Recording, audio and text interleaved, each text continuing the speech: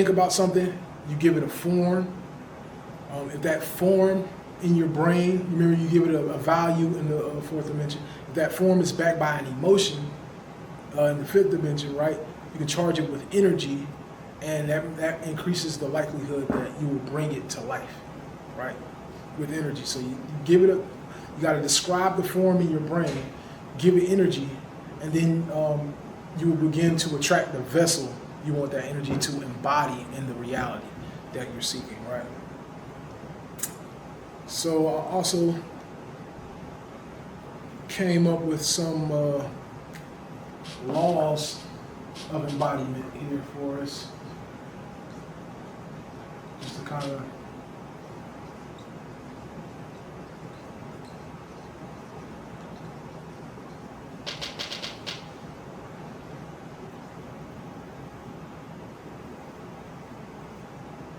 orient us here. Some things to keep in mind.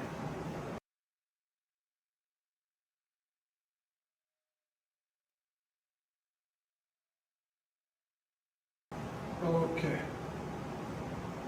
I was leaning. I'm leaning at the bottom here. She got a little lean on her. She got a little lean, but that's all right. So let's talk about these laws of embodiment here. Okay, law one is that form precedes matter.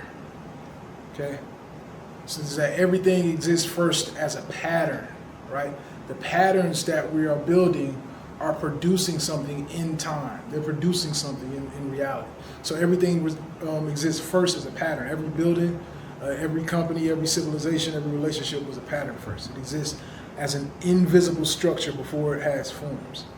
Ideas are forms, and matter is nothing but a delayed form. Okay?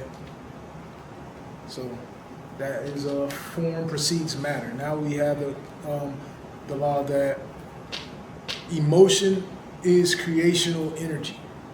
Okay? Emotion is the momentum that it takes to bring forth your ideas. Once you created it in your brain, it doesn't mean it's going to exist, because we still have to do the full, complete alignment to bring it forth in the third dimension. Once you create it in your brain, give it momentum by creating an emotion behind it. You come up with the why. Why do you want this thing? What is it about it that you actually truly want, right? A vision held without emotional energy probably is not going to come to life. You don't feel that passionate about it. As soon as you reach one obstacle, you're going to quit. You're going to pretty much stop. Okay, emotion literally reorganizes your nervous system around the outcome. Okay, so you can think about it like, say the emotion is fear, you're going to manifest avoidance. You're going to manifest anxiousness or something. If the emotion is love, you're going to manifest a connection. If the emotion is conviction, you're going to stay persistent. So you want to try to gear yourself, like if you're nervous about going to your football game, but you know that you want to win, you understand that nervousness and fear is not going to get you closer to the outcome that you want. Where winners would probably embody the emotional confidence. So you start doing things to make yourself more confident. I'm going to practice extra hard because I know nobody else is going as hard as me. I feel like I'm more confident for it now. You want to analyze yourself, constantly be assessing yourself to see what emotion you're in and whether that is in alignment with where you want to be in order to get you there, right? Because you know that these negative emotions have negative effects and they will manifest something opposite of where you keep telling yourself you want to go, right? What do we have here? Law 3, attention is an investment, okay? Wherever your attention goes, life flows. So whatever constantly receives your attention acquires your energy. Okay, this is why people think like narcissists are energy vampires. Like, you're draining my energy is because you're giving them the attention, and they are taking your energy because you're giving it to them. So you got to be very conscious of the things that we're giving our energy and attention to, because all of our attention, whether we realize it or not, is investment. People say they don't want to see negativity in the media and stuff, but you're constantly watching it. You know, you constantly consume it, and that feeds them a loop that, hey, people are interested in this because they're watching this. They're not turning us off, so you're giving it more life, and you're actually giving it momentum to keep going. The things that you don't want to see, you just ignore them. Don't give them no energy, good or bad.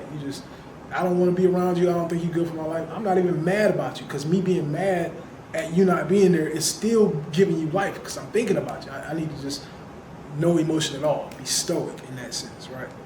Attention is an investment.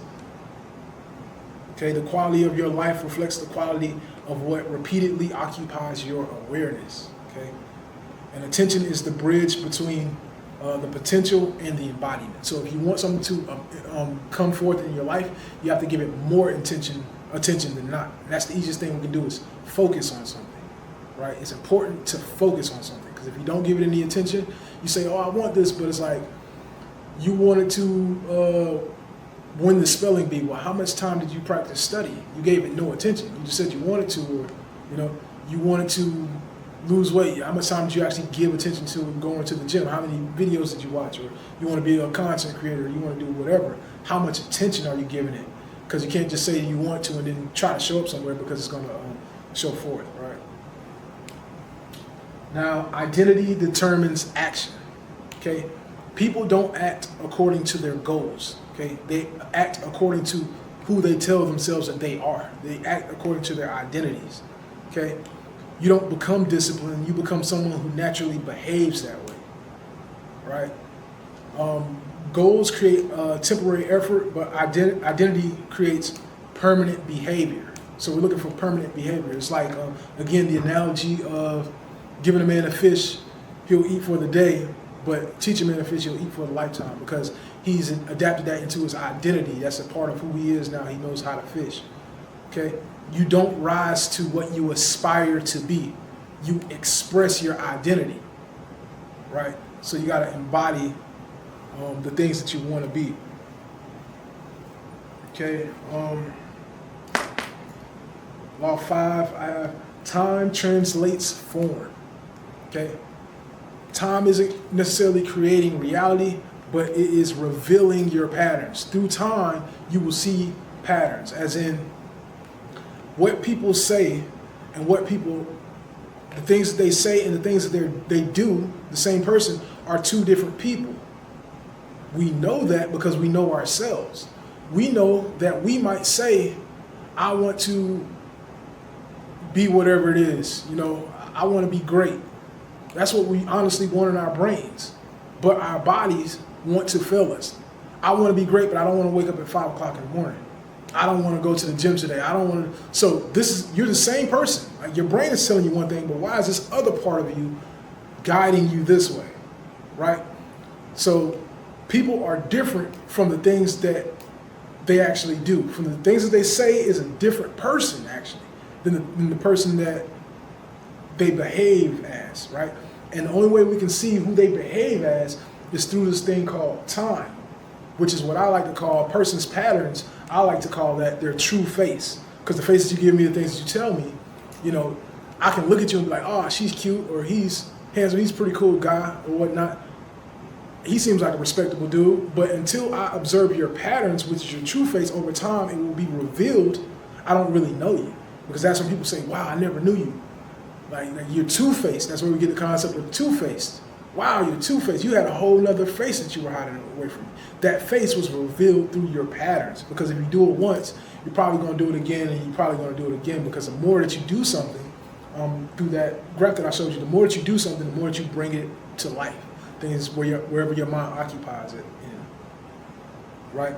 So that is to say that time is revealing patterns. So every seed already contains the tree.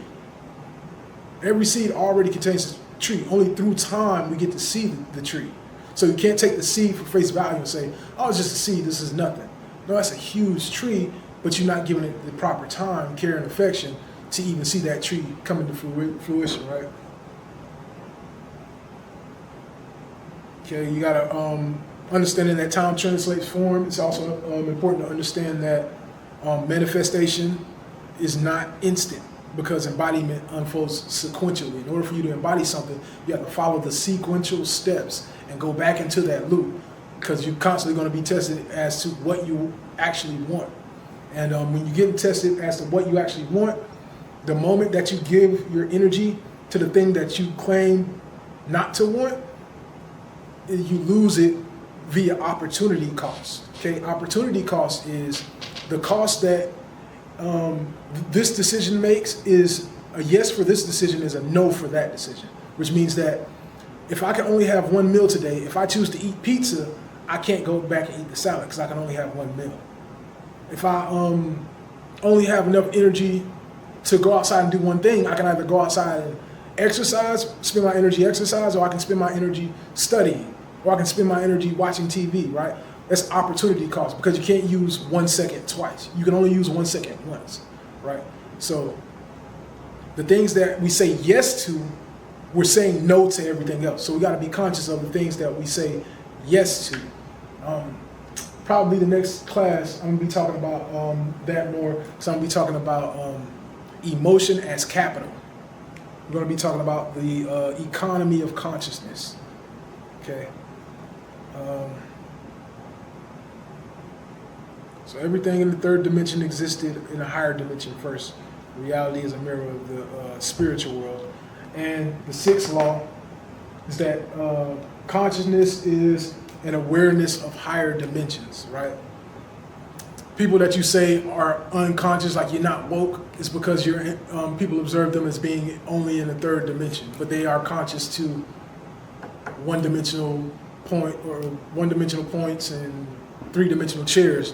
They're more conscious than the chairs because they can move around and act carnally, act like animals. But until they begin to embody higher consciousnesses, they are what's considered unaware, right? Reality is the essence. When you begin to become conscious and aware, you start to realize. And when I say realize, people think like, oh, you start to understand something. No, you make it real in your reality to where in my reality, I understand that I can look at you all day. I'm wondering about what is the essence of that person. I don't like talking. I don't like to smile. I like to get not straight to it, but what is your true essence? Because that's what I'm going to be affected by in the long run, because everything has, remember I said the 5D is associated with cost, heart, cost, and emotions. Everything has an emotional cost. Whereas if I get involved with you right now, will that emotionally cost me heartbreak? That will be dependent on the essence of the person that you are, you know? So the more that we're aware of higher consciousnesses, the more that we can troubleshoot for what we actually want. Because if I'm getting fooled by what you present to me in the third dimension all the time, going after the fruit and not the root is what provides the energy. I want to know where your roots are, not your fruits. Because if I just go after the fruit, you keep showing me like, oh, I'm cute, I'll be tricked every time because I won't realize that, you know, it wasn't a real fruit producing thing. I was chasing the symbolism and not the essence. Okay. Also, the capacity to perceive increasingly comprehensive patterns is associated with higher consciousness. You have to be able to perceive higher dimensions of something, right? This is another way of saying ignorance is not knowing. Ignorance is ignoring information, right? You hear the information, but you ignore it. That's what makes you ignorant.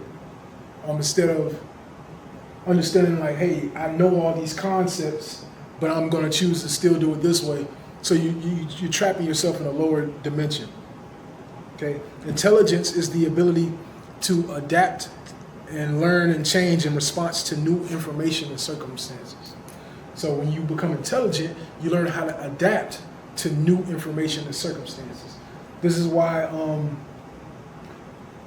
people don't realize that the things that they're seeking are not really what they want. So that's like walking around in a room that all the lights are off and you keep hitting a wall, and instead of you deciding to change your direction and go around the wall because you're blind and stuff, you just keep going straight because somebody told you just walk straight, you'll get that. So people telling you, hey, just go for the money, you're gonna be happy.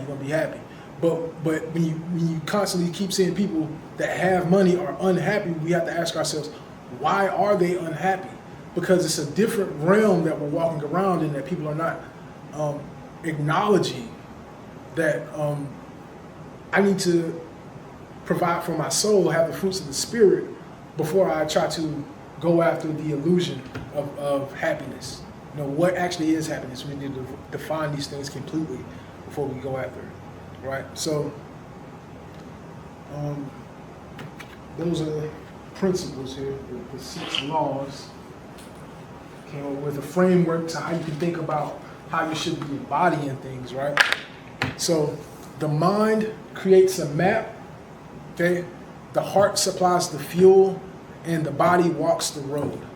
Okay, that's pretty much a summation of how you manifest things. You create the mind of where you want to go in your, create the map of where you want to go in your mind.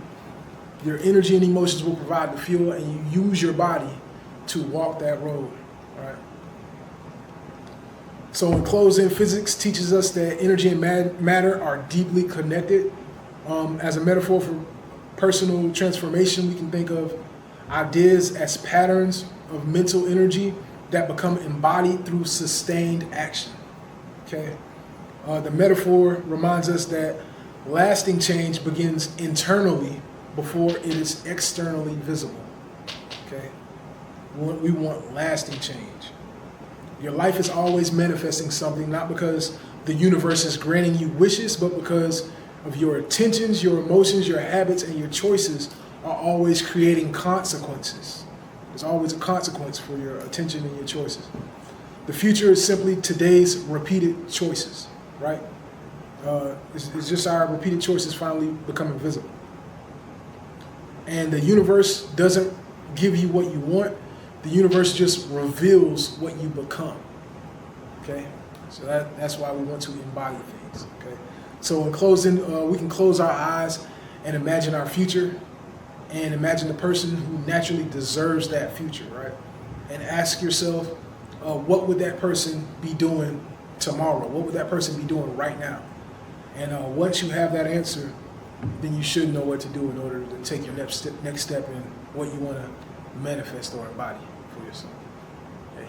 That is today's class. That closes today's class. Hopefully I provided you guys with some insightful information here. Do we have any questions?